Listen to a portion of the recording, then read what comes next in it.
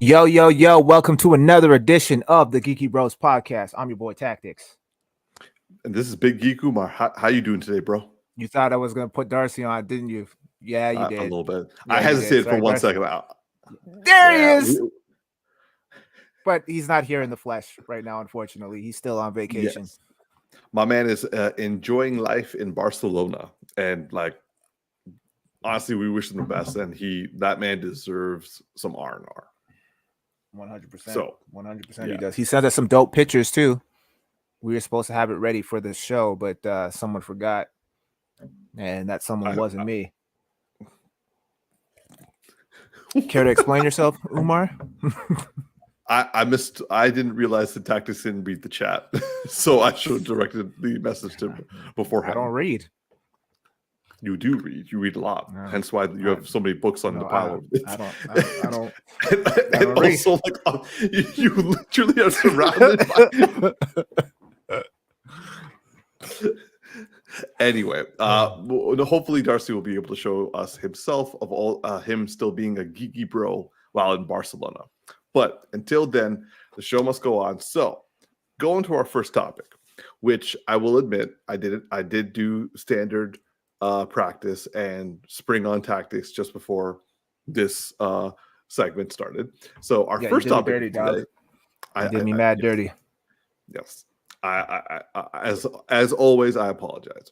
So, online in the last few hours, we have, as of this Friday, started getting early reactions from the Blue Beetle film. Now, for those of you who don't know, and it's understandable why you wouldn't, because Warner Brothers has barely marketed this film at all. The Blue Beetle movie from what is supposed to be the first film in James Gunn's DCU, but was filmed and made prior to James Gunn and Peter Safran taking over, and was at the time still considered the DCEU, but now is considered part of the DCU. I know we find it dumb too, but anyway, nonetheless, the movie came out. The early screenings have come out, and surprisingly, despite what Darcy, Tactics, and I all thought from the trailers, aka it looked cheesy as fuck, this movie has been getting some relatively positive responses. Now, I will state that while the positive responses have been coming in, there have been, let's just say that there have been some consistent themes repeated. On the negative, it has been that the film is too silly. That it's kind of, what was the person said? That it's kind of just like a fun popcorn film and can be too silly at times. Now, those are the most amount of the negatives I've heard, but I have seen that come up quite a bit. Now, the positives have been predominantly threefold. They have talked about the film being fun. So that kind of goes back to the popcorn aspect of it. Like, yes, you could say the movie is silly, but it also can be just like a fun movie. So it's not meant to be like this like earth-shattering superhero film. It's supposed to be fun. Second, the action sequences, particularly with the suit and all the different weapons that he brings out, are said to be awesome. So like it has good action and it has good visuals. I haven't heard anyone say anything negative about the CGI, but to be fair, when The Flash came out, no one said anything about the CGI for that either. So like, so I can't really like be too hyped. Third thing that I've heard consistently is that it is a wonderful representation of the Latin American community. Basically, they were saying that like this is an epic Latino superhero film, and that it's made by people who understand the Latin community. Now, another thing I've seen a couple of times, not a lot, but a couple of times, people have compared this film either to Spider-Man Homecoming or Miss Marvel. Sorry, I keep hitting my mic. Miss Marvel, I'm assuming because it focuses on like a cultural representation in a positive sense. Mhm. And Spider-Man Homecoming, I think because that's the fun bit. Like they do say it's funny. They say George Lopez really does do a good job with the humor. So I think with the and also since this is a family focused film, I see that the silly parts are probably going to be with like family joining in on the superhero battles. That's just what I foresee. I'm not big on that, but at the same time, I'm not super against it. I'm just kind of interested. So let me just read a few of the tweets that I've been coming across. So impressed by the pop cultural details and the historical references in Blue Beetle. From Macario to Kronos to El Chapulín, Colorado, but even more so, the infamous School of the Americas is integral to the story. This is a work of filmmakers who know and care about Latin America. Blue Beetle is my favorite post-Nolan DC film. It's an action-packed, highly entertaining superhero story about family, and there's nothing more important than family. Sorry. Sorry, they do have a smiley face, so I think they were purposely doing that. But anyway, they go on to say the film is unique in that it is lovingly and unabashedly shares the Reyes family's Mexican culture. And just one more, the Blue Beetle movie is mostly a blast. Some is too silly or childish for me. A lot had me laughing out loud. Brackets George Lopez. Practical suit rocks. The Latino representation is awesome. Enjoyed the family-centric stakes. Solid action beats. Overall, it's fun. So, now, I will say, given the early reactions, the positive early reactions, I am a little dubious because the last time we had positive early reactions for a DC film was The Flash. And that was fairly, I wouldn't say unanimously calling it the greatest superhero film ever, but like there were a lot of people saying it. Now, as you know, we all gave that movie like what was it, a 6.5 out of 10? Yeah. Yeah. So the critics ended up giving it 65%, but the audience gave The Flash 83%. So clearly, whoever loved the movie ended up being audience members and loved the movie, but we were not big fans. I'm kind of hoping this movie will be a 7.5. And I feel the added weight of like appropriate cultural references and representation is probably going to elevate this film for me. But again, like I want it to do well. I don't believe it will though. But this does give me a little piece of hope. So how about you, T? What do you think? Yeah, I share in your sentiment of wanting it to do well. For me, mainly because I'd like to see some more representation amongst other cultures and races. I mean, we've had that with Black Panther. We've had it with Shang-Chi. We've had it with Miss Marvel, and now it's time for the Latin community to kind of get their shine in regards to some of the representation that's seen with a lot of these DC and Marvel properties. So yeah, I want it to do well. I don't know if it will. And as of late, I'm reluctant to trust anything that I see or hear, anything that I see regarding a trailer and anything I hear regarding early reactions, because like you said, that's what we got for like a year and a half with The Flash. Everyone was saying it's the best movie since, actually, funny you said about the Nolan thing. That's what we heard about The Flash. It was the best DC movie since The Dark Knight. Boy, was that a pile of dog shit, because yeah, The Flash definitely had its problems. It's nowhere near on the same level as The Dark Knight. Doesn't even come close. Same building. So what I will give to The Flash is it's probably, I mean, it definitely has a lot of problems, but it was one of the more enjoyable fun DC movies that I've seen in a while. Michael, But I mean, that's not really saying much because of given like the sample size that we've gotten over the years. So I can understand why, like, you know, audiences have liked it because or have rated it high. In regards to this, I mean, the trailers never really did anything for me, and I don't know much about the character, but I'm hoping that much like James Gunn did with the Guardians of the Galaxy, where like I didn't know anything about the Guardians of the Galaxy. I didn't even know they existed. And then I watched it and was pleasantly surprised, fell in love with the characters, and was eager to see them show up in any capacity. So I'm a little bit more familiar with Blue Beetle than I was at that time with Guardians of the Galaxy. So there's some familiarity there, but it's he's not really like a favorite of mine where I'm like, oh, I can't wait to see this shit. You know what I mean? Like I'm kind of just like, oh, cool, another superhero film.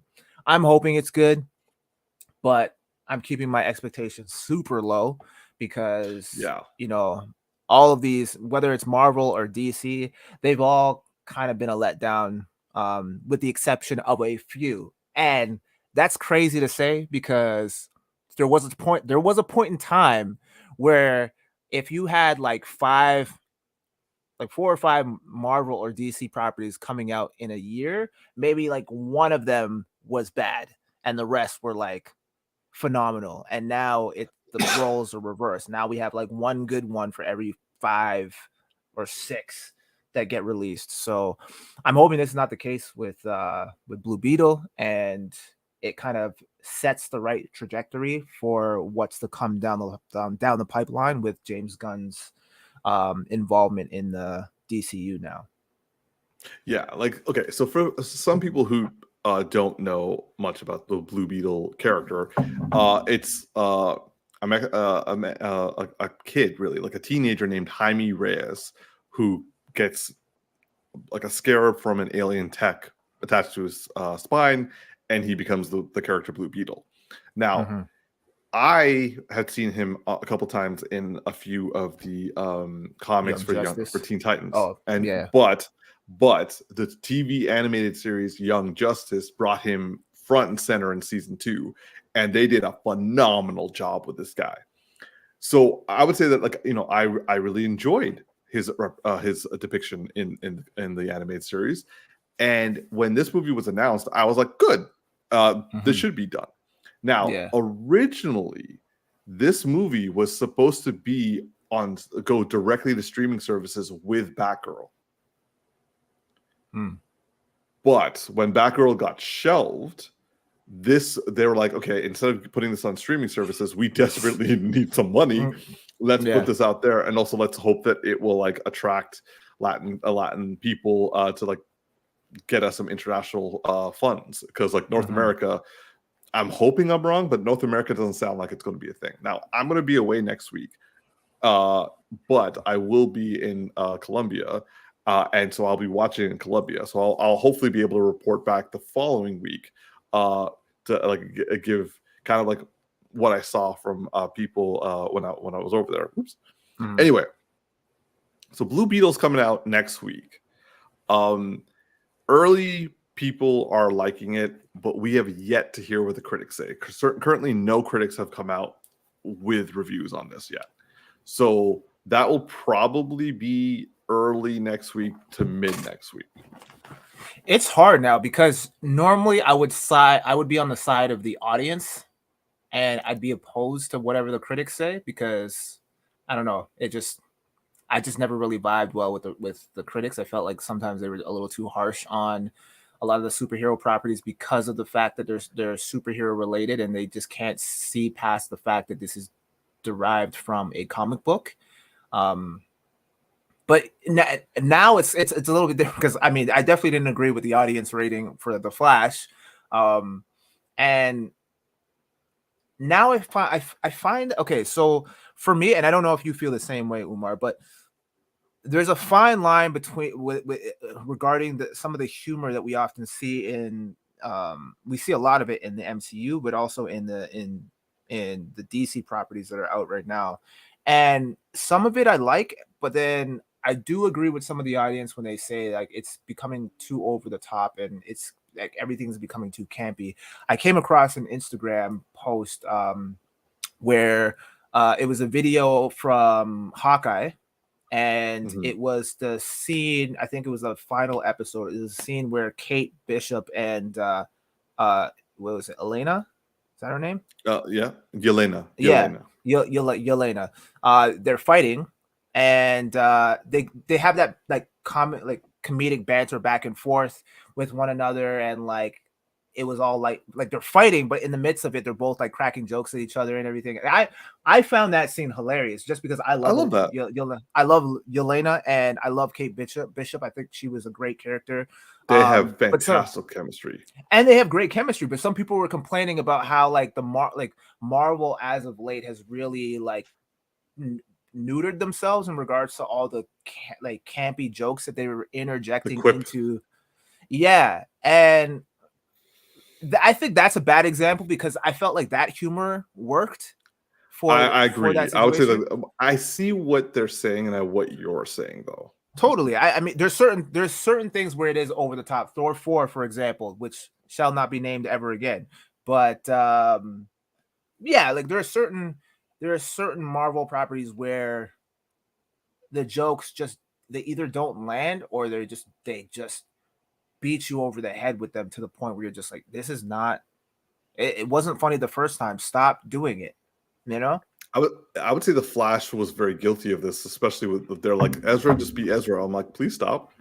Yeah, no, I totally agree. Because it doesn't even feel like the character. Like it No. doesn't feel like Barry at all. No, exactly. But with Jaime Reyes, I will say that he has well, for me anyway, he has a pretty empty slate that he could fill however he wants. Like the actor Zolo, I'm gonna forget his name. Anyway, so he's also in Cobra Kai. Zolo Mariduena.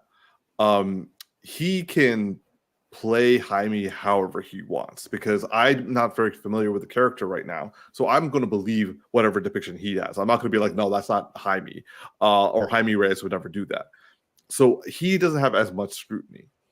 Also, if they're going to be showing a Latin American in America going through what they go through, I think the cultural representation, just like they did with Iman Vellani for Ms. Marvel, that's going to speak more than him accurately depicting the character of Jaime Reyes. And Blue Beetle, like the Scarab, and like the fact that the Scarab is from the Reach, and the Reach is like the main enemy of the Guardians of the Galaxy. Sorry, not the Guardians of the Universe, and the Green Lantern Corps. I'm wondering if that's going to be teased. If they're going to be like, the Scarab is saying to him, like, we were developed to face against the Green Lanterns. Who are the Green Lanterns? Don't worry about it. Like something like that. But what I'm... Two things. One, to your point, actually to both your points, I agree with you. I think this film, based off the trailer alone, this film is going to have a lot of the quips that we are kind of saying are overdone. The only difference is it apparently is working for audience members. They like it, but critically, people who can view films critically are going to be more critical, and so therefore those quips and like silliness is not really going to fly. Which leads to my second point. T, I think the reason why this is affecting that you're now siding with the critics over the audience is you're finally turning into me, where you know enough about the source material and about like what the characters and what they're supposed to be, and also how to write them better, that it's actually bothering you, and so you're actually being more critical, and it's beautiful to see. And just so you know, everybody, the reason I'm so happy about this is for the last 10 years, he's been calling me a hater. Well, you definitely still are a hater. Definitely still are a hater. I wouldn't put myself in that category just yet. So relax, bro. Relax. Except for Thor 4. I hate that. I am a hater when it comes to Thor 4. F that movie. Oh, I never thought I'd see the day, y'all. I never thought I'd see the day, and it is gorgeous. Moving on, man. Moving on. Moving on to our next topic.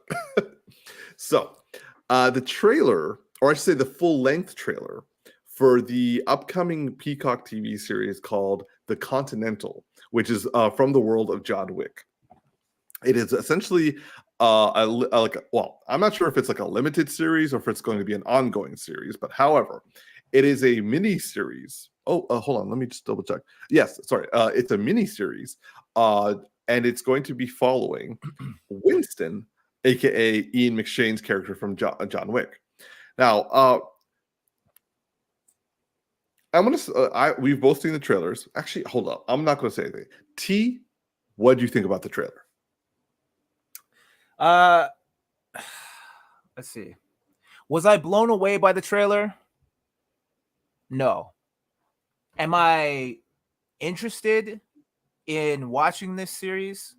Somewhat. I don't know. I mean, there's some interesting stuff there. There was some interesting looking characters, which had me a little bit intrigued. The one thing that I was hoping I wouldn't see, and I hope I don't see in this series, is Winston doing some like martial arts crazy type of like John Wick type shit. Cause I'm like, yo, where was that energy in all of the 4 John Wick movies when it was needed? Like John Wick was getting his ass whooped and you just stood by drinking your tea and the guy's in his 80s. It doesn't matter, bro. Like, how old is John Wick? Granted, he's not 80, but like, if you're a badass like this, if John Wick can survive multiple gunshots, get hit by several cars, then it just means that they're like everybody is pretty much immune to everything. Hold on. What I meant is like Keanu Reeves is a man who's going to push his body until it breaks, just like Tom Cruise. But Ian McShane is not going to put himself through that. No, I'm aware, but keep that energy. So don't make him be this like crazy martial arts guy all of a sudden. It's like, who is this guy? Where was this guy? Like, we didn't see one indication that he had any kind of martial arts background or any kind of badassery in his arsenal at any point during the John Wick series. And now all of a sudden he's fucking Bruce Lee reincarnated. Nah, man, like that. Fine. I'm gonna be all the way checked out if I see anything like that. If he's a quick draw sort of thing, I'll be fine with that. But like, if they start showing him to be like, like flipping around and like doing parkour and like flipping around and like kicking people, then I'll be like, yeah. I will say, why is the actor speaking in an American accent? I didn't even take that in. I did. It bothered me the whole time. I'm like, wait, hold on. Why? Like, if he's Winston, why is he American? And I'm like, did he like? He's like in his 20s or 30s. There's no way he's gonna just move to England for like 30 years, come back, and he's like, "Oh, I have an accent now." Bro, I don't know, man. I don't know what to tell you. Yeah, I mean, it'll be cool to kind of go. I mean, Mel Gibson being in this is kind of interesting. He is not needed, but we'll see. Yeah, I agree. It's like I watched the movie. I recently watched a movie with him called On the Line, and I was like, this dude must be desperate for money because that was the worst movie I had ever seen. Well, no, Thor 4 is the worst movie I've ever seen, but that was a close second. It was close. But yeah, there was some interesting stuff there. The fight choreography looks really cool. I just hope that they don't do a lot of jump cuts. I kind of it seemed a little bit jarring at times, and I hope that's just for the sake of the trailer and not actually how a lot of the scenes are going to be shot. But yeah, overall, I mean, like I said, I've seen enough for it to pique my interest, but again, I've been burned before by trailers, so I keep my expectations super low. That way I'm not super disappointed. I will say I'm in complete agreement with you. Like, I have nothing really to add outside of the thing I said about the American accent. Like the fight sequences look cool. It looked like all the short, quick cuts they made were like skipping the fight and just like showing a big moment in a fight and then going to the next fight. Yeah. So I hope that's how they do it, because like the fights, if they continue on in sequence the way they looked before the cuts, they could be good fights. But to be honest, I'm okay to wait until this all comes out, hear what people say, and then if everyone's like, "Yo, man, this is awesome," I'm good for us to like just like get together and watch like the 5 or 6 episodes of this miniseries in a row and be done with it. Now, do you think John Wick, obviously not Keanu Reeves, but do you think John Wick, the character, is going to show up at some point in this series? And no, As a there's cameo. no way he's born. Unless they like do like a fast forward, or the entire series is a flashback, maybe. But like the only way I see it is if like the main character of Winston time skips to when he's like the head of the Continental and meets a young John Wick. But even then, I think that's a weak decision to include someone just for the sake of, oh, we did it. Yeah, I agree. I think it would be too soon. It'd be different if like it'd been years since we've seen a John Wick movie, and then they decide to do a spin-off, and then it's like a little subtle nod to the John Wick series saying, oh yeah, this guy is supposed to be John Wick. Like similar, I don't know if you ever saw what's it called? Ip Man? I have not, no. I want to. So basically Ip Man in real life was a mentor to Bruce Lee, and so they'd had several Ip Man movies, so I think up to 4, and in the third one with Donnie Yen, in the third and one, also Tony Leung as well. Yeah, Bruce Lee shows up as like a young disciple, and he's looking to get training, and so it's kind of like a nice little nod, because it's not supposed to be centered around Bruce Lee. It's supposed to be the story of Ip Man. So it was just kind of like a little like, oh, like a wink and an eye kind of thing. Like this is Bruce Lee. Yeah. We all know that this is kind of what you're waiting for. You want to see the interaction and how they all met and how they met and everything. So it would make sense if they did it kind of like that, where it's like you're building up to it, and then all of a sudden it's like, oh, is that John Wick? And then it ends, and then we know how the John Wick saga goes. But yeah, exactly. Yeah. So I will say that it has piqued my interest. It hasn't pushed me away. But I'm still kind of like meh for me. Yeah. You know what it kind of reminds me of? Like, remember how they had the Pennyworth series? Like it was like an unnecessary spin-off that never really went anywhere. Like, agree. I feel like this is kind of in the same vein, like where it's like, do we really need this? Yeah. So yeah, I mean, this seems a little more necessary than Pennyworth, in the sense that like the Continental is its own kind of universe in and of itself outside of John Wick. So even after John Wick is long gone, like there's still stories that can be told from the perspective of some of the other assassins that reside within the Continental. So on that token, yes, this could be successful, but it just seems like it's like, okay, well, are you really doing this for the intention of expanding the universe, or are you just trying to capitalize on the success of John Wick 4? 100% going to be the success, and not even of John Wick 4, just on John Wick the series. Yeah. Like I personally don't see the need for this. While I enjoyed, I watched the first season of Pennyworth. It was fine. It was like it was done well, but honestly, I didn't see the need. Like, it was a struggle for me to keep going, and I did not continue after the first season. So, like, I mean, that in and of itself is very difficult to do, because as a Batman fan, no one cares about any of the other characters other than Batman and like maybe the sidekicks. Like I'll watch a Nightwing movie, sure, or a TV 100%. show.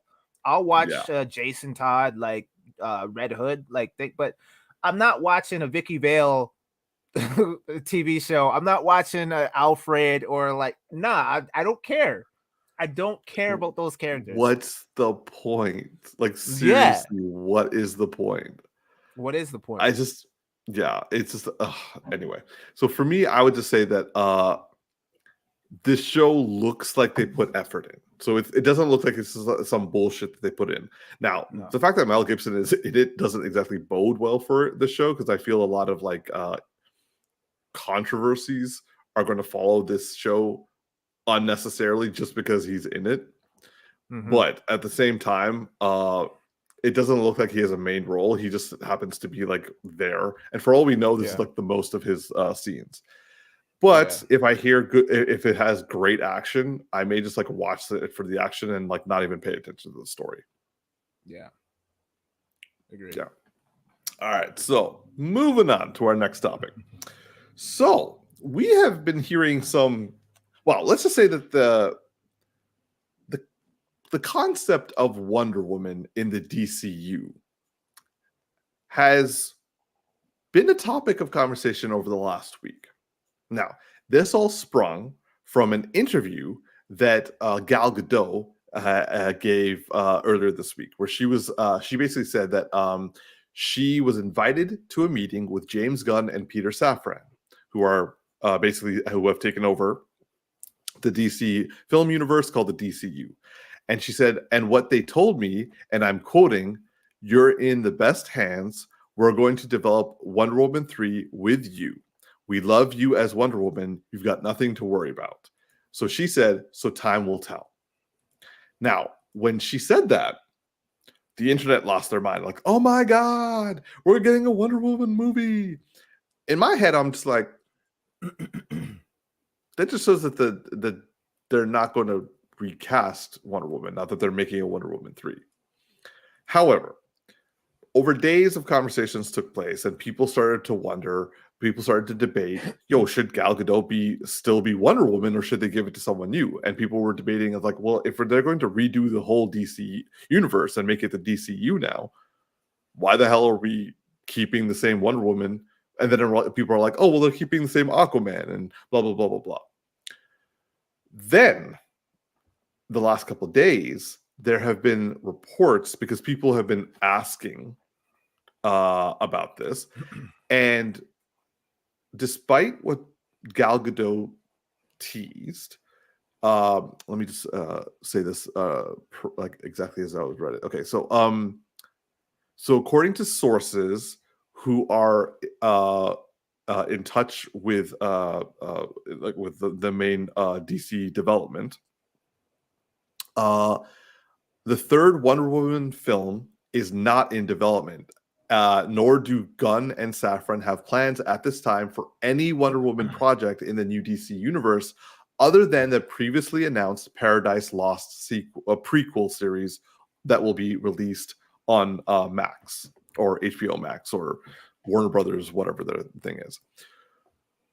So, while Safran and Gunn have not said anything themselves, insiders have been saying, yeah, there are no plans about that right now. What do you think about all of this, T? I like Gal Gadot. I thought her portrayal of as Wonder Woman was fine. Initially, when she first was cast years ago, I found that to be maybe an odd choice, just because I'd only ever seen her work in one of the Fast and the Furious movies. And I mean, she was fine for what. Again, I mean, there's no like Oscar-worthy winning. Like, I mean, you can. Well, what's her name? Oh, beautiful blonde. She's African. Charlize Theron. South Africa. But yeah, South African. Excuse me. So yeah, when she was initially cast as the role of Wonder Woman, I was a little baffled by it, because I was just like interesting. That's a pretty big role to play for someone who doesn't have a whole lot of body of work that most people are familiar with. But of course, she brought something really endearing and charming to the role, and I thought she did a great job in the first one. I still think she did a good job in the second one. The second one She just wasn't did, but good. it like the bad script overshadowed any work that anyone did in that movie. I'm sorry. I completely like that thing was a nosedive from like the credits onward. Yeah. And as much as I like her as Wonder Woman, it just doesn't make sense for them to continue using Gal Gadot when you basically have gotten rid of Henry Cavill Superman and Ben Affleck. You know what I mean? Like, it just, like, we were all waiting for the solo Batman movie with Ben Affleck. That didn't pan out. We were all waiting for a Man of Steel 2. That didn't pan out. And both of these dudes are no longer part of, well, not that they're not part of the DCU, but they're no longer their respective roles. Who knows if James Gunn is going to bring them back in another capacity, but even Pattinson's not even part of the DCU. Like, he's still going with his film series, but that's like a separate universe from the main universe. So like, to your point, everyone else has been recast. And yes, people are saying, well, what about what's his name, Jason Momoa? Everyone's assuming Jason Momoa is going to be gone and turn into Lobo. Yeah, that's the talk of the town right now. Everyone's kind of speculating that, and it would make the most amount of sense because he literally doesn't have to act. He just has to show up on set and be himself. It's an easy paycheck for him because he pretty much is Lobo. But yeah, I mean, regarding this, again, as much as I like Gal Gadot in the role, I think she now needs to pass on the mantle to someone else because, like, they've been trying to trying to fix things with the DCEU, and it just isn't working. So you kind of have to just start fresh, completely fresh, not half-assed it. You have to go all the way and just get some new blood in the role. And yeah, if we're gonna say goodbye to Henry Cavill, which I enjoyed as Superman, and Ben Affleck, who I thought, I mean, granted, they did him dirty in a lot of the movies. I felt like he had great potential to be one of the best Batmans that we've ever seen. With all three of the DC Holy Trinity, all three of them were casted well. All three of them had potential. And while Gal Gadot was given her time to shine at some points in Wonder Woman 2, definitely in Wonder Woman 1, Henry Cavill and Ben Affleck were both done dirty because neither of them were given scripts that would show them at their best. Like, Ben Affleck had one scene in BVS, and Henry Cavill had moments that were then taken away by the script. Like, he could, like, they all could have been done really, really well, and they all three, so like, this is not a mark against any of the three of them, but I agree with you. Like, if you get rid of everybody else, she's not that good to keep. She doesn't redefine the role. She does a good job in the role, in my opinion. And it just confuses things because it's like, okay, well, what universe is this a part of now? Like, the thing that they did with the Flash at the end and the whole George Clooney thing, like, that is going to confuse people because, like, what universe is this part of? Like, it just complicates things if you're trying to progress and build a new storyline or a new kind of phase, if you will, but you're still keeping pre-existing characters from a different universe that, like, with a different Batman. It's all a mess. You might as well just start fresh and forget the past and move on and move forward. That's really what it comes down to. Yes, we've done it enough times with Spider-Man. We can do this with Wonder Woman. Now, Courtney says, I want more muscled women. And I'm not going to disagree with her on that one. It would be nice to see more muscled women and more Amazons. I want to say I'm looking forward to, I said it when it was first announced. I'm looking forward to Paradise Lost. It can be a really dark and badass film. And if they take elements of Zack Snyder's Justice League depiction of the Amazons and some source materials of like the Amazons doing some really hardcore shit in order to propagate their species, we got a good series on our hands. Anyway, like it could be like Game of Thrones level. Anyway, I do have a question for you, T. So we are in agreement of yes, we are recasting Wonder Woman. I have 3 actresses that I've been thinking would be potentially good replacements-ish. But before I give them my 3, I want to ask, do you have anyone you would want to replace Gal Gadot as Wonder Woman with? No. No one in mind whatsoever. No, I knew I it. have. Okay, so if you had asked me this like years ago, and let me preface this by saying this is no longer my primary choice, but if you'd asked me this years ago, I would have said Gina Carano. That's exactly what I thought you were going to say. Yeah. No, I agree. But that would have been my first choice, but she got crazy. Yeah, like she was saying some questionable things during the whole COVID thing, and I'm just kind of like, I don't know if I could rally behind you anymore. Yeah. So I'm like, yeah, nah. I'm gonna have to do, it's a hard pass for me on that one. But asking me now, I think she's a little bit too old now. But again, if you had asked me a couple years ago, so I don't remember her name, but she was in the Thor movie. I think Lady Sith or what Jamie Alexander. That's her. Yeah. Lady Sith. Yeah. I heard she was in the running for when they were originally trying to cast her as or cast Wonder Woman. And I remember no one has seen this show that I'm about to mention, but I used to love this show. It was a family. Is it the one where when she's like tattooed and everything? No. But that was a good show too. But the show is called Kyle XY, and that's where I first saw her on. And everyone I talked to, Matt is the only one who knows about the show, and it's because I put him onto it. I made him watch it, and this is like back in the day, and he was crashing at my place, and he literally binged like the whole first season. Like I went to bed, and he just literally like stayed up and just binged the whole first season. So that sounds like Matt. Nobody knows about the show, but it was a great show. She was great in it, and Kyle XY. It was cool. Huh? Kyle XY, yeah, and then she showed up in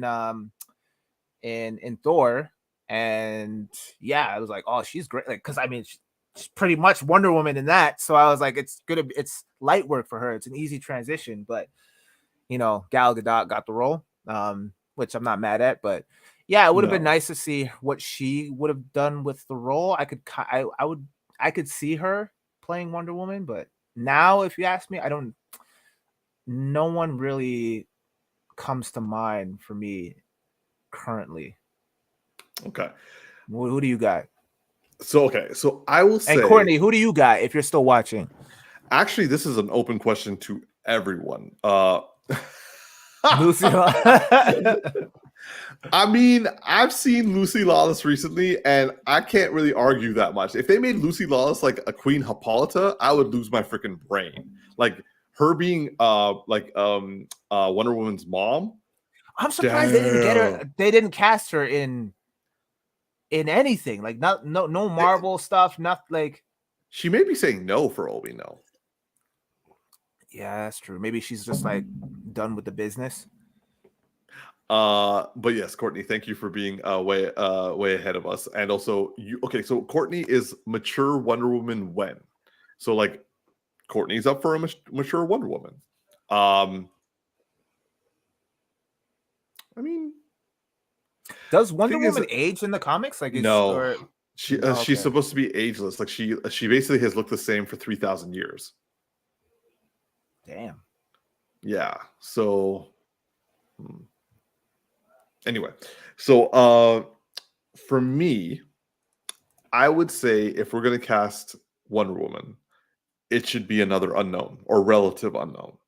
Mm-hmm. But for all audience members and also in the comment section, not just for the live, who would you want as the new Wonder Woman if they're going to recast? Now, for me, I have three options. And these are all relatively unknown actresses. First one, I would say, is my number one choice, would be, let me see if I get her name right, Melissanthi Mahut. Now, she is a Greek Canadian actress, and I think she was born in Toronto. And I saw her only in technically one episode. I know she's currently in a movie called like The Meg 2 with Jason Statham. Yeah, so like I'm not going to watch that movie. Apparently that movie is supposed to be trash, but she was also apparently in Eurovision. Anyway, I saw her in Sandman. In the bonus episode of Sandman that was given out, she played Calliope, the Sandman's ex-wife, and like that episode I adored, and I loved her in it playing Calliope. And so for me, having like a Greek actress playing Wonder Woman kind of makes sense, but also at the same time, I know she has some acting chops behind her. Now the role was not a physical role, so it's not like she was like decking people out or anything like that. But I'm assuming if she's going to be in the Meg 2, well, actually I shouldn't assume too much, but let's just say that I assume she will have some level of stunt training for that film because it's some sort of like monster film. But I could be assuming too much. Nonetheless, I think she's my personal top choice. Interesting. Second one is Christian Serratos. She is, for me, best known for her role in The Walking Dead as I forgot it right now. As Rosita. And she was basically the wife of the handlebar mustache dude. I found her to be really good in it. Like she had a wide range of emotions that she had to bestow. Because I mean, being on The Walking Dead, you either crying, you either fighting, or you like just like shit's going down. But like, I feel she is a decently enough physical actress, and also, I mean, she was able to stand up to the guy who's playing Lex Luthor from Superman and Lois. So if she can like stand up to him, I feel like she could be Wonder Woman. And finally, this is like my last choice, but Monica Barbaro. I hope I said her name right. I saw in so I know she's in Fubar. I saw a couple episodes of Fubar with Arnold Schwarzenegger on Netflix. I liked her in it. But I liked her more for her comedic aspect with Arnold Schwarzenegger.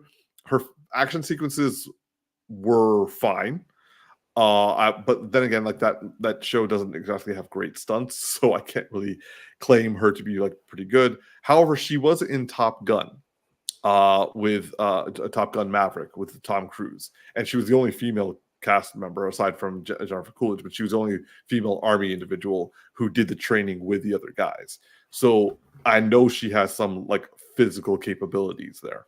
So I have noticed that I have gone more Hispanic individuals, but like my first choice was a Greek Canadian. Anyway, like if they were going to cast a new Wonder Woman, those would have been my selections. So yeah, thoughts on any of the three T? Like any of them stand out to you in terms of look? I don't know any of these ladies. I'm sure they're lovely. I'm sure they're great. I vaguely remember her, the one on screen Monica? currently. Yeah, from Top Gun, but I mean it was so long ago since I've seen that movie. So it doesn't really stand out to me at all. But and I never watched The Walking Dead, I watched a couple of episodes, but I don't think I got to the episode where her character was introduced. Right. But Yeah, I mean, I'd be down for like, I mean, these, I feel like these women are relatively unknown. Yeah, So I think that's the better way to go, because if we look at the casting for Superman Legacy, you know, the dude who's going to be playing Clark, yeah, aka he's practically Superman, unknown. pretty much unknown, right? I assume they're probably going to do the same with Batman and Robin. So I think it's good to give unknown celebrities their chance to shine. Yeah, The only, I guess, the only downside to that is like if they get typecast and like it's hard for them to break out of these roles and do anything else, because now I'm hearing a lot of, like, not to change the subject, but now I'm hearing a lot of uh I'm hearing that kind of dialogue amongst Tom Holland and his role as like Spider-Man, and he's tried to branch off and do other things, and people are just like, yeah, nah, that's this ain't it. Like it's like he can't draw he can't draw an audience unless he's in the red and blue. to be honest, I feel that isn't really his fault. Like, well, No, definitely I'll not. say I'm not saying it is. like his acting skill is not the problem. I think his choices of films are. So that part probably is his fault. But like, I don't think his acting is the issue. I think it's More more, of an agent's fault. yeah. Yeah. They're Probably probably trying to get suppliers him in as agent. many things like as like front and center as possible. But yeah, But I mean, there is always that risk too, right? Because I mean, even Robert Downey Jr. had a little bit of that issue post yeah, Iron Man, and it wasn't, because I, to my understanding, if I'm not mistaken, he's also in Oppenheimer, right? yeah. Robert Downey. Yeah. So people are saying Yeah, like, yeah, he's great in that. But I mean, granted, he's done other films before that post Iron Man and that didn't do all that well, like Doctor Dolittle. I didn't hear anyone talking about that, and he did that. Sherlock Holmes. Sure, sure, yeah, okay. I'll give you Sherlock. What else? What else you got for me? No, that's about it. Yeah, so there you He go. was he was pretty busy for those 10 years. I mean, granted, yes, but you know, I find that I think this is where the hesitation might come into play with a lot of actors nowadays, especially considering that the MCU isn't doing all that well, and the DCEU hasn't been doing well at all. I feel Courtney. like Sherlock 2. I actually never saw all of Sherlock 2. It wasn't great. It wasn't terrible, but it wasn't great. The I first one like was how you definitely use better. I like how you use Sherlock as an example, and Sherlock 2 wasn't even that great. But yeah, I don't know. I like, yeah, I'm not saying it's his fault. I'm just saying like um there is definitely that fear of being typecast when it comes to things like this, because if these movies do really well and then people want to see more of it, and you create a franchise out of it to the point where this is all you've gone from being completely unknown to now being like the guy or the woman, right? It's very hard to break out of that. Look I'm at sorry. what's his name? Pattinson. He was forever, for the longest time, he was known as the vampire guy, sparkly vampire guy, Twilight guy. And But now that he's okay, done like hold up. So that's actually a perfect example because Robert Pattinson did some very, very, very indie films to break his typecasting, and a lot of them didn't really see the light of day, or like didn't get like a lot of like focus, and also some of those indie films didn't do so well. Tom Holland, I feel, is doing the exact same thing, and I think you're smiling because you just read what Maybot just wrote. yeah, yeah. So our friend May has showed up, and she was saying, "Facts give us built women. I want to look at Wonder Woman and be like, mommy." And then she's like, "I'm late. I know. LOL." May, you're always welcome, and we're happy to have you back. Courtney is saying, May, yes, May, I want Wonder Woman to be able to kill me with her thighs. Those some thunder thighs. And May's like, Robert Pattinson is actually a great actor despite his Twilight years, pun intended. And she also agrees with Courtney. I will say that, like, I think casting unknowns, just like with Gal Gadot, just like with Tom Holland, and also with the Superman that we've got, letting them have their shine. And if they get typecast, then they get typecast. It's up to them to figure out their way out of that. But at least they're being put front and center. That's why I want Melissanthi Mahut to be given a chance, or Christian Serratos. Monica Barbero is kind of like getting her shine right now, but like not a lot. But nonetheless, give her like a bigger stage. Nonetheless, I don't know about Monica's acting capabilities, to be honest. Like from what I've seen, it's been pretty consistent. She can do physical humor. She can do physical stunts. That's about all I can see, which is no different than Gal Gadot. But with Christian Serratos and Melissanthi Mahut, I've seen more acting capabilities from them. Now, granted, with Melissanthi, it was just one episode from one show, and she blew me away. Christian Serratos, I've seen a lot more out of all three of them, and I've liked her the most. But for me, I would say go with relative unknowns is a better choice. And if they get typecast, that's up between them and their agent to like figure out how to get out of that. Personally. Agreed. Yeah. So, May, do you have any suggestions on a Wonder Woman just before we move on?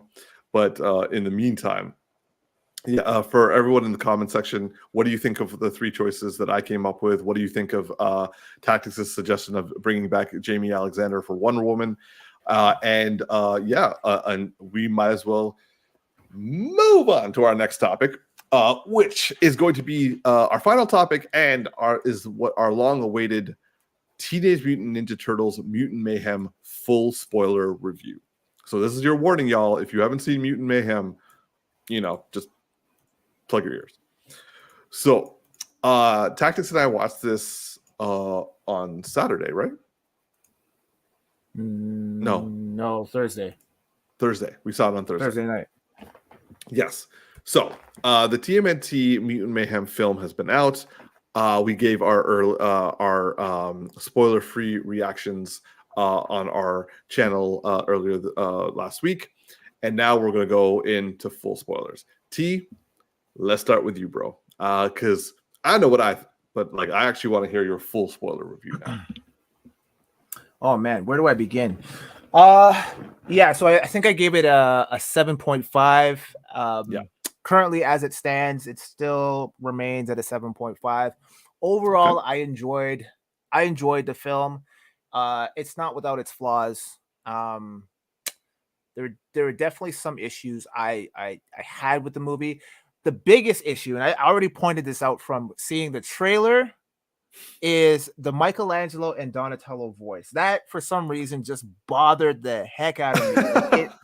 It's such a subtle difference, and if you're not like an avid, huge like turtle fan, then it'll probably go unnoticed and you won't even realize. But for me, in every iteration of the Teenage Mutant Ninja Turtles, Mikey he always had this kind of, it was either this like surfer dude, very mellow tone of voice, and he sounded like he was the youngest. Yeah. And they completely flipped it, and now they've given Donatello the young sounding voice. So now, like, if you were to just close your eyes and listen to the trailer, and let's say you were just listening to the trailer for the first time without any visuals, and I asked you to point out differentiate between Donatello and Michelangelo, you would fuck it up every single time, because Donatello actually sounds like Michelangelo. And again, this is a geeky small little nitpick, but it bothered me. Umar was like, he kept telling me, don't worry, when you watch it, you're going to be fine. You're not even going to notice. I noticed the entire movie. It ruined it for me, you bastard. It was that was a big issue for me. Okay. Another issue. It didn't go away from me either. Like the entire film, it stuck with me too. Yeah, it sticks with you throughout the entire movie. I found that they did.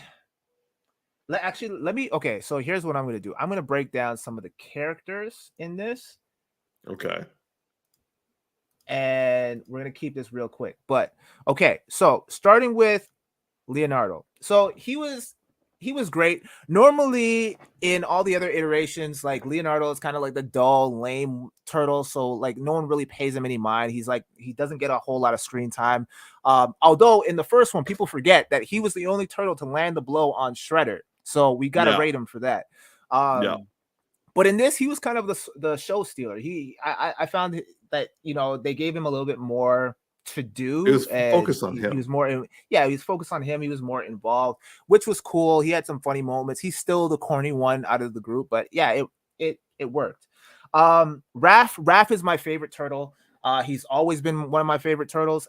I just felt like they really didn't hone in on like the whole anger part of Raph, and that's been kind of like the focal point in every version of the Teenage Mutant Ninja Turtles that we've seen. And I felt like Yeah. this would have been a great opportunity. And I know this is a kid's film, so they're probably not going to lean too much into the whole anger aspect of it. But I felt like this would have been a great opportunity to show like little boys, especially, that like it's okay to be angry. It's just making sure that you take that anger and you use it in a constructive way. I felt like that would have been a good teaching moment because, you and I, Umar, that like, as men, we grow up in a society where like we're told that we have to suppress our feelings and like we're not allowed to show any emotion because it's a sign of weakness. And I felt like he could have been the catalyst to kind of eradicate a lot of those false paradigms, I would agree because like like anger is almost glorified for Yeah. males, and Mhm. and one of the things I loved about the original one is that they actually showed that how destructive Raph's anger actually was, and if Yeah. you wanted to like make this film meaningful, you could even show that Raph had toxic masculinity traits that were focused Mhm. on anger and like his loss of control, and Mhm. show it like at least show it like it just treated as a joke, which I Yeah. wasn't a huge fan of. Yeah, I felt like they glossed over that. So, yeah. Donnie was cool. I mean, again, the voice thing bothered me. Aside from that, he didn't really have any Donnie isms to his character like he normally does in like the That previous hurt ones. me. Like, That actually really yeah, hurt me like because all his Donnie isms were, "Hey, I watch anime," and "Hey, I read yeah, comic books," and "Hey, I or know I how to can use my." drive. Yeah. Like I was like, Yeah, guys, he's supposed like to be a boy genius. He made a fucking yeah, rocket ship for crying out loud in a yeah, sewer. yeah. So yeah, that was kind of it is what it is. But Michelangelo, I the gotta voice say again. they did Donnie dirty. Like my They boy did, Donnie's yeah, my they definitely did him dirty. he's my Definitely did favorite, him and like dirty. the only time he actually like did something like that I actually found funny was when he's like, guys, we're about to take out like a whole group of people, and I just have a stick. I Yeah. just have a stick, and I'm like, Yeah. okay, I'm glad they put that in, but like they didn't Yeah. do anything with it afterwards. Sorry. No. And then with Michelangelo, see again, in every other version of the Teenage Mutant Ninja Turtles, he's the comedic relief. But so I sent you a TikTok video, I think today Yeah, or yesterday, about yeah, how that it was blew like my a mind. a deep analysis of like how tormented Michelangelo actually is, but he masks a lot of his dark side with humor, which is, if you talk to any like comedian or you hear any comedian like do interviews, they all basically talk about how comedy usually comes from a dark place. It's like the comedy and tragedy dichotomy, right? And I, not to say that they would ever lean into that, but I just felt like this was a case of like, the whole phrase "show don't tell." Well, they Yeah, basically just told you that Michelangelo is the comic relief, but you never actually got any funny moments from him. It was just kind of yes, like the only thing basically how they tell you is that he has a dream of being an improv. That was it. And then I like yeah. when he said that, I was like, oh yeah, he's supposed to be funny, and he hasn't said any like jokes in He this didn't say movie any yet. jokes after that. Like they yeah, No. I will say this movie focused on them being teenagers and ripping off each other, but they Yeah. all were doing that. So he was no different. And No, he didn't stand uh, out. just to like give a little bit further elaboration on what tactics was, the TikTok he sent me was this was a deep cut of the original 1995 film where they showed that there were parts of how Mikey was actually taking Splinter's loss the worst, like the most self-destructively, and that like when like a turtle punching a punching bag was actually Michelangelo, and Yeah. even though they overlaid Raph's voice on him, it was actually Michelangelo screaming from the top of the barn, and Mhm. it showed, and his conversation with Donnie being like he was in front of his brothers Mind trying to be blown. cool, but he's like, I can't partake in this conversation, so let's just talk about pizza.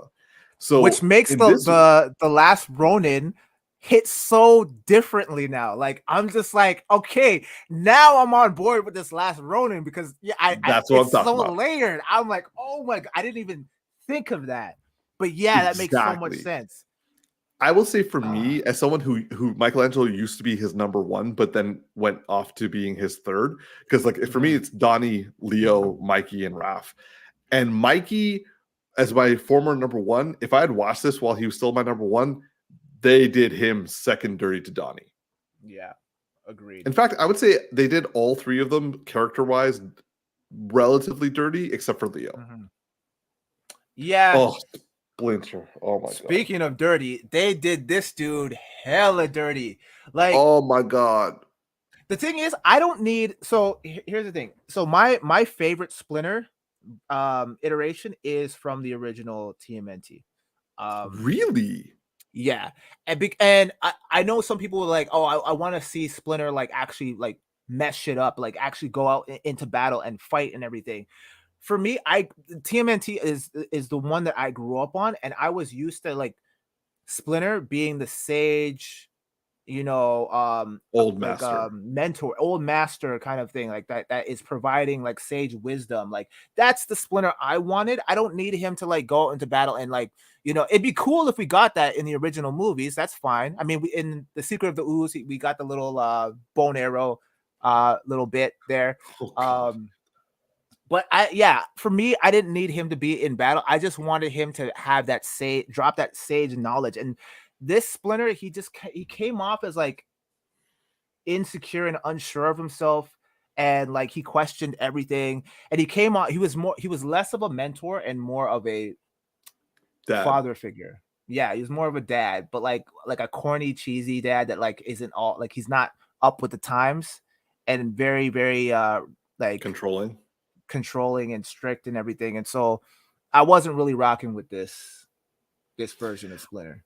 Look, I enjoy Jackie Chan. I enjoy his action sequences. I did not need a Jackie Chan action sequence for Splinter because, okay, while your favorite version of Splinter is the TMNT from 1990, mine is from the 2012 animated series where Hamata Yoshi turns into a rat and he raises 4 baby turtles oozed up and trains them to be like ready to take on the Shredder, who he knows will one day find him.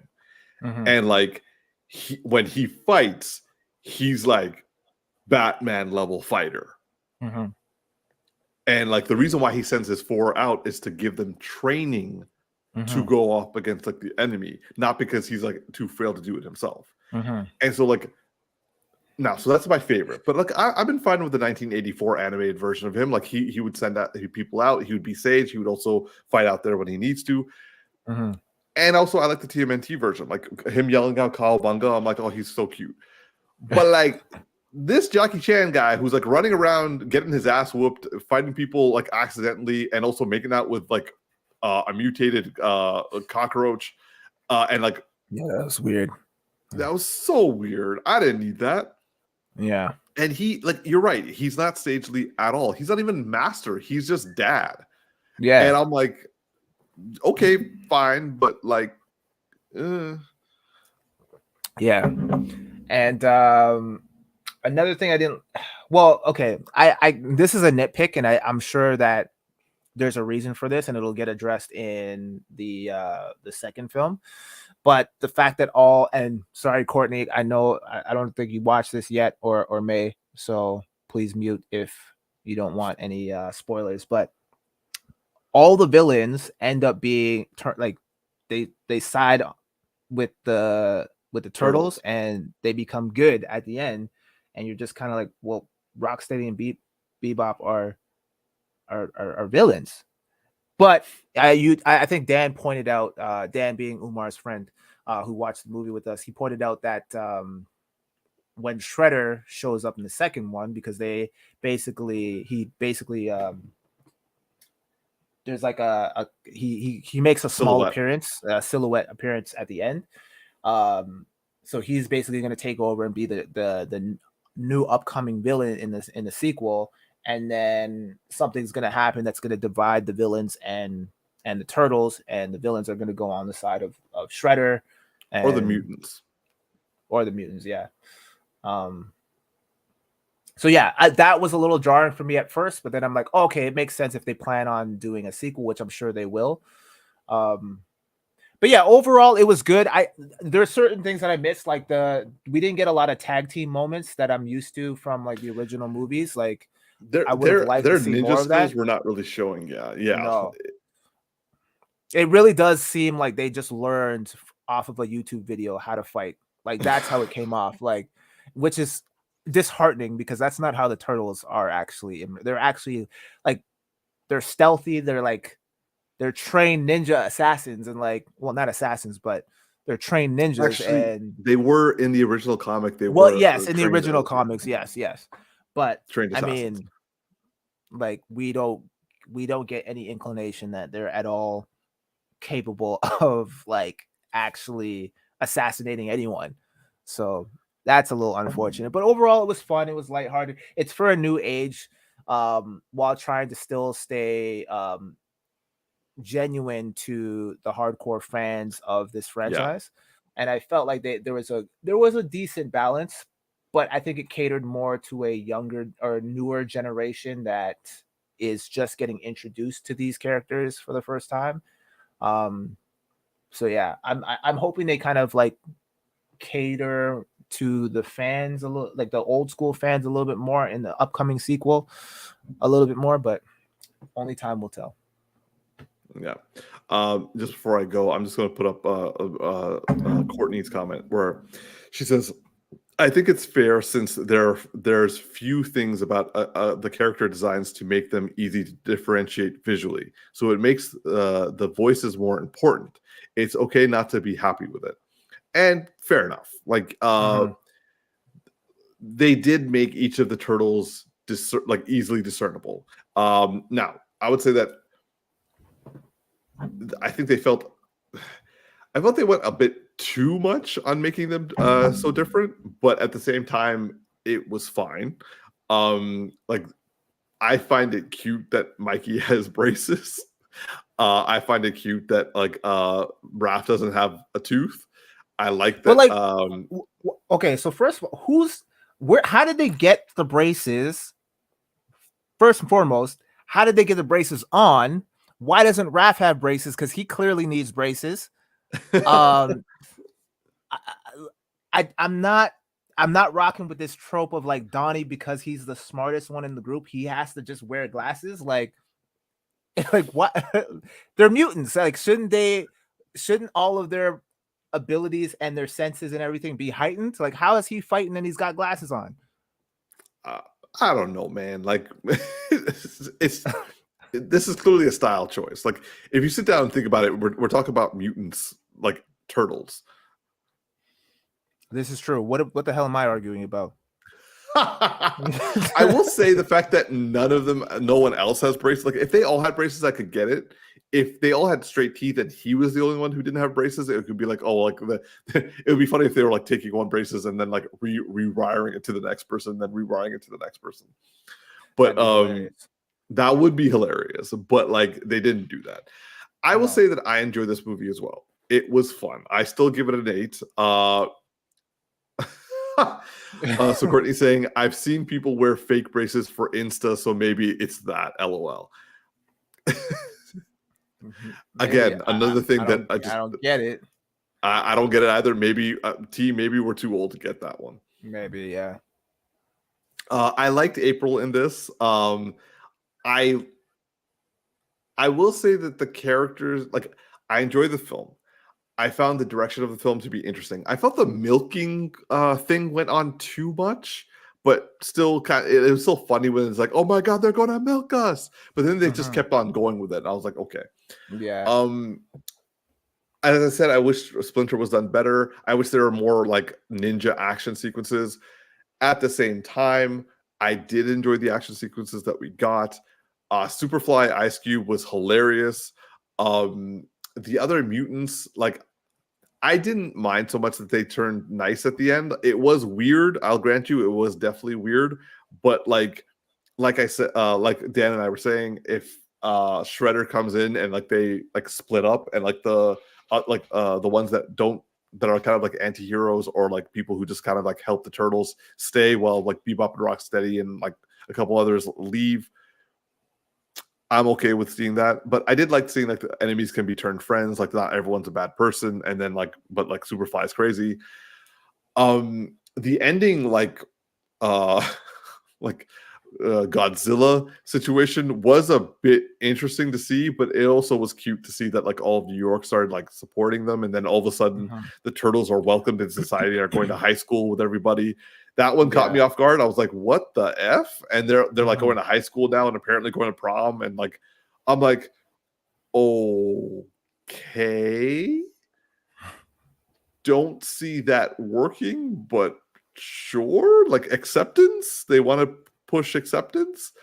But again, like it goes back to what you were saying, tactics. Like this is for a newer audience, it's with like fresher ideas.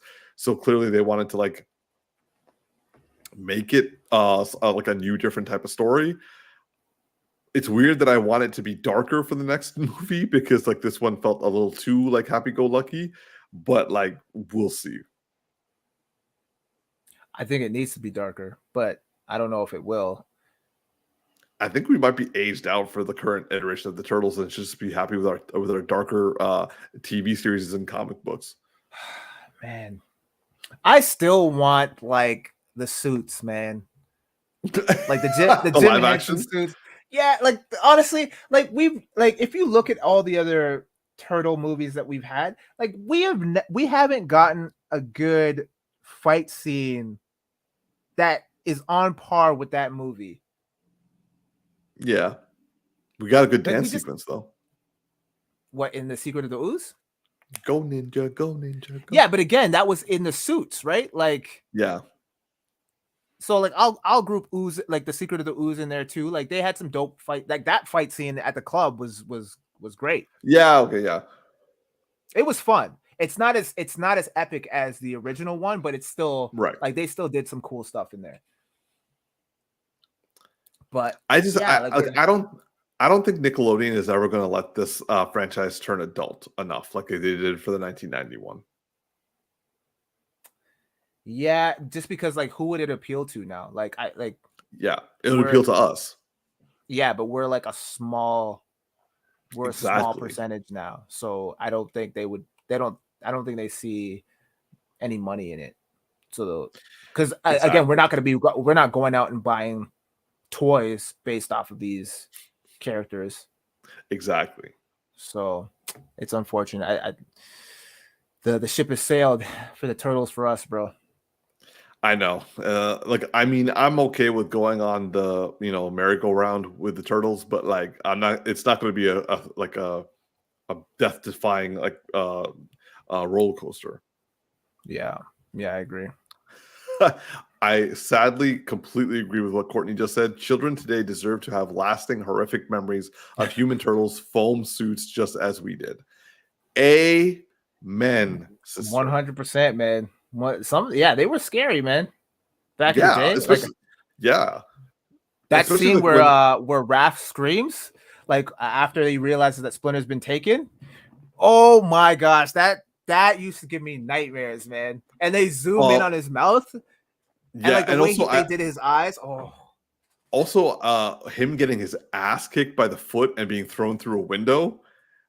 Oh yeah. I was like, oh, did they kill him?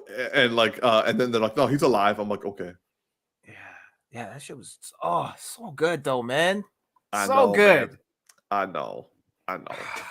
Yeah, we're never. So nonetheless, I still give it an 8.5 because while these are personal biases holding me back for loving this movie, critically speaking, I will say this was done well. I agree. I'll still stand by my 7.5. My gripes are pretty strong, although somewhat nitpicky.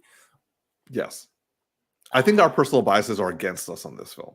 Yeah, but I feel like if you take like an average kid, who knows somewhat of the Ninja Turtles but is not super exposed to them and goes in and watches this, he or she is going to have a phenomenal time with this. It's a great family film, good action, some funny moments, very kid friendly. You'll have a good time. Yeah, absolutely. Yeah. All right, T, I'm going to volley it back to you for our closing remarks. All right. We want to thank you guys so much for watching, tuning in, or listening wherever you are. Once again, we appreciate the love and support. Please like, favorite, and subscribe if you haven't already. And we will see you guys next week. Until next time, this has been your boy Tactics, and this is the Geeky Bros Podcast. And this is Big Geek Kumar. Live long and prosper, y'all. Have a great weekend. Oh, you won't be here next week, huh? No, I will not. But you will. And hopefully Darcy.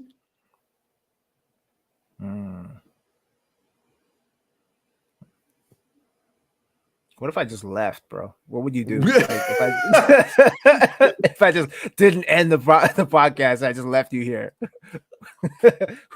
Just would you dead leave air.